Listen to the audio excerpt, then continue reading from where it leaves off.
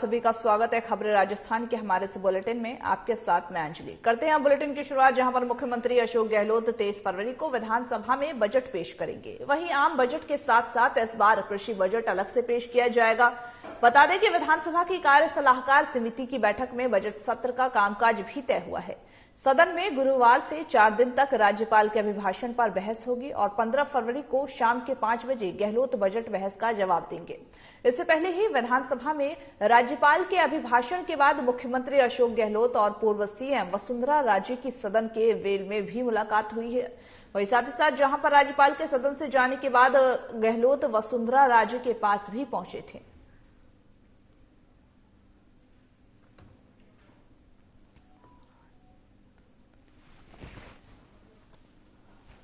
Pension नियमों में संशोधन कर पेंशन कुलक के साथ विभाग से सेवा पुस्तिका मंगवाने की व्यवस्था को समाप्त कर दिया गया है।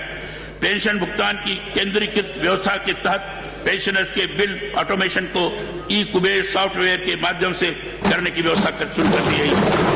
राज्य सरकार के कार्मिकों के वेतन बिलों, एनपीएस कटौतियां के बिलों, सीआरए को राशि हस्तांतरण, टेलीफोन और पत्र पत्रिकाओं का व्यय पुनर्भरण की ऑटोमेशन प्रक्रिया प्रारंभ की गई है।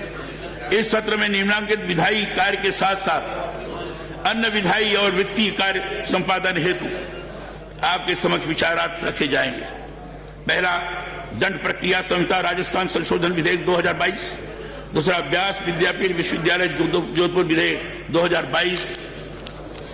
हमारी सरकार प्रदेश की जनता के लिए प्रदेश के विकास को सर्वोच्च प्राथमिकता देते हुए हमने सर्वजन हिताय सर्वजन सुखाय को ध्येय वाक्य मानकर निर्णय लिए और नीतियों का निर्माण किए। हमारा प्रयास रहा कि प्रदेश में अमन चैन का माहौल कायम हो रहे, प्रदेश में निवास करने वाले सभी धर्म, समुदाय और वर्ग के लोग परस्पर प्रेम और सौहार्द के साथ जीवन यापन कर सके। आइए हम सब प्रयास करें कि राजस्थान का हर एक निवासी चिरंजीवी बने, हम महिला के सपनों को उड़ान मिले। संभागीय आयुक्त दिनेश कुमार यादव गुरुवार को अलवर दौरे पर रहे। इस दौरान ही उन्होंने कलेक्ट्रेट सभागार में जिला स्तरीय अधिकारियों की समीक्षा बैठक की है। वहीं बैठक में कलेक्टर नंदुमल के जो पहाड़िया और साथ ही साथ एसपी तेजस्विनी गौतम सहित सभी विभागों के अधिकारी भी इस दौरान मौजूद रहे।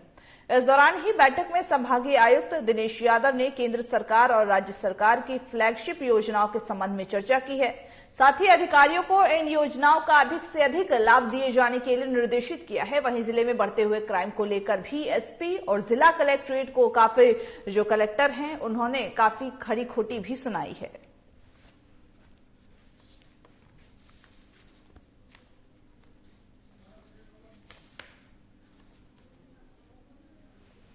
इंडिया की फ्लैगशिप स्कीम्स हैं उनके संबंध में, उनके साथ साथ जो अन्य बजटीय घोषणाएं माननीय मुख्यमंत्री जी की हैं और राज्य सरकार की जो अन्य स्कीम्स हैं उन सबके रिव्यू के लिए आज ये मीटिंग रखी थी सभी विभागों की और उन्हीं के संदर्भ में चर्चा हुई है।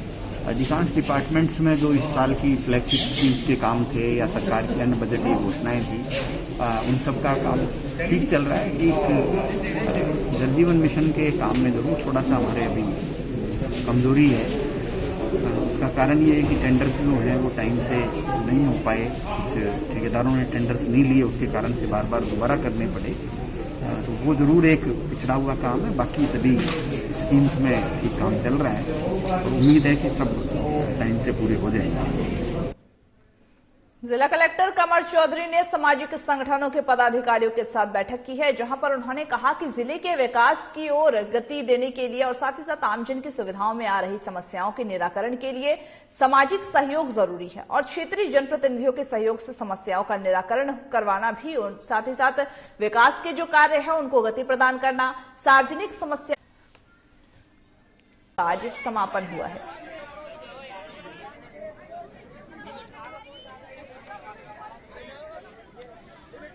बता दें कि बीते दिनों से, पिछले 7 दिनों से यहाँ पर भागवत कथा का आयोजन किया जा रहा है, जहाँ पर श्रद्धालु बड़ी संख्या में आकर के भागवत कथा का रसपान करते हुए नजर आए हैं।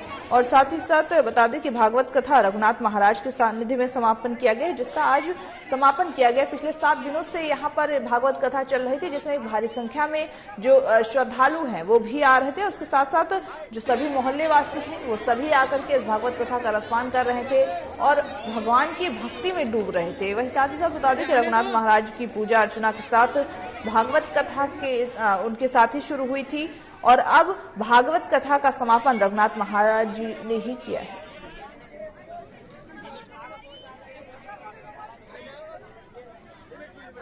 रघुनाथ जी महाराज के सानिध्य में 2 फरवरी 2022 से आयोजित हुई इस महाभागवत कथा का आज समापन है। इस महाभागवत कथा का आयोजन श्रीमान श्री श्री 1008 दिवाकर जी शास्त्री के तत्वाधान में हजारों श्रद्धालुओं ने इसको सुना और आज भंडारे में लगभग 4 से 4.5 हजार श्रद्धालुओं ने भोजन प्रसादी ग्रहण की। इसमें सभी मोहल्ले वासियों का अटूट सहयोग रहा। जिले में बदमाशों के हौसले बुलंद होते जा रहे हैं। बता दें कि ताजा मामला संगरिया का है, जहां पर MRF टायर शोरूम के दिन दहाड़े अज्ञात व्यक्तियों ने 56,000 चोरी करके फरार हो गए हैं। वहीं साथ ही साथ रविंद्र कुमार ने स्थानीय पुलिस थाना में अज्ञात व्यक्ति के खिलाफ मामला दर्ज कराया है। पुलिस ने अज्ञात चोर के खिलाफ मामला दर्ज कर जांच में जुट गई है।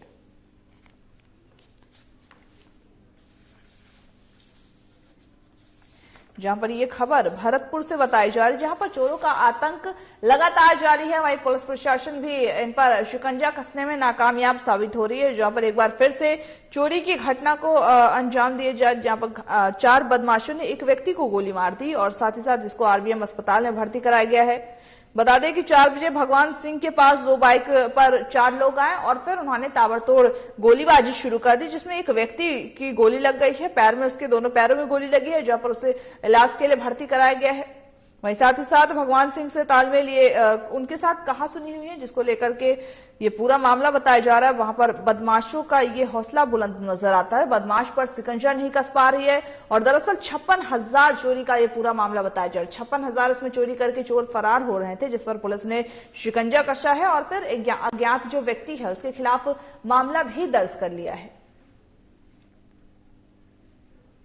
अगली खबर भरतपुर से है, जहां पर 4 बदमाशों ने एक व्यक्ति को गोली मार दी। बता दें कि व्यक्ति के दोनों पैरों में गोली लगी है। घटना व्यक्ति को जो घायल व्यक्ति है, घटना में जो घायल हुआ है व्यक्ति, उसको RBM अस्पताल में भर्ती करवाया गया है। बताते चले कि घटना हरिदास सर्किल के पास चौधरी मैरिज हॉल के पास की बताई जा रही, जहां पर भगवान सिंह ईंट बेचने का काम करते हैं और वहीं पर शाम के करीब 4 बजे भगवान सिंह के पास 2 बाइक पर 4 लोग आए और उन्होंने भगवान से ईंट खरीदने की बात कही। तो इतने में ही एक युवक भगवान सिंह से तोलमोल करते हुए उसके साथ कहासुनी करने लगा, जिसके बाद युवक ने भगवान सिंह पर हमला करना शुरू कर दिया और फिर भगवान सिंह ने उसके ऊपर फायरिंग की। वहीं पुलिस ने बदमाशों का पता लगाने में पुलिस जुटी हुई है।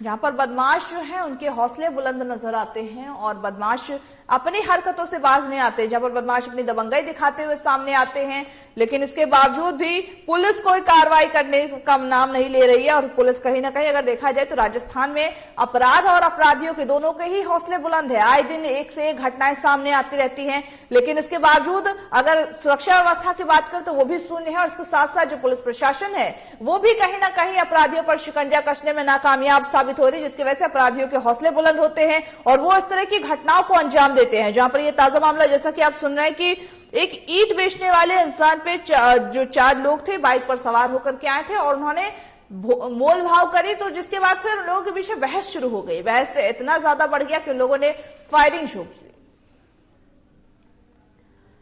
आसपास सूचना मिली थी कि चौधरी के पास फायरिंग हो गई थी।